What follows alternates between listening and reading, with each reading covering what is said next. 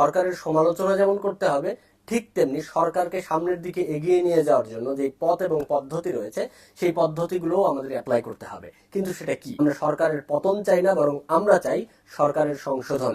প্রতিটা সরকারই, আমরা আগের সরকারকেও বলেছি, এখনকার সরকারকেও বলছি, ভবিষ্যতে কেউ আসলে তাদেরকেও বলবো যে তারা সংশোধন হয়ে বাংলাদেশকে সুন্দরভাবে চালাক। যে সুন্দরভাবে চালাবে তাকে আমরা সুন্দর পরামর্শ দিব, তার জন্য আমরা আল্লাহর কাছে দোয়া করব।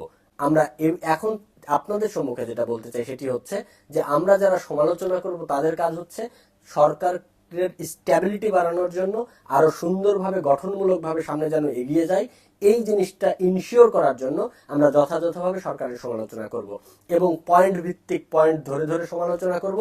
এই বিষয়ে এই প্রবলেম হয়েছে, এটার সমাধান এমন হতে পারত। এইভাবে আমরা যখন সরকারের সমালোচনা করব এবং মুসলিম ভাই হিসেবে আরেক ভাইয়েরও যখন এইভাবে সমালোচনা করব, তখন একজন ভাই হিসেবে আরেক ভাইয়ের ডেভেলপের জায়গা থাকবে, একজন নাগরিক হিসাবে রাষ্ট্রের ডেভেলপের জন্য যে দায়িত্ব থাকবে সেই দায়িত্ব আমরা যথাযথভাবে পালন করতে পারবো। আল্লাহ আমাদের সুন্দরভাবে, গোছানোভাবে এবং মানুষের উপকারের জন্য, মানুষের সংশোধনের জন্য সমালোচনা করার তৌফিক দান করুক। আমিন।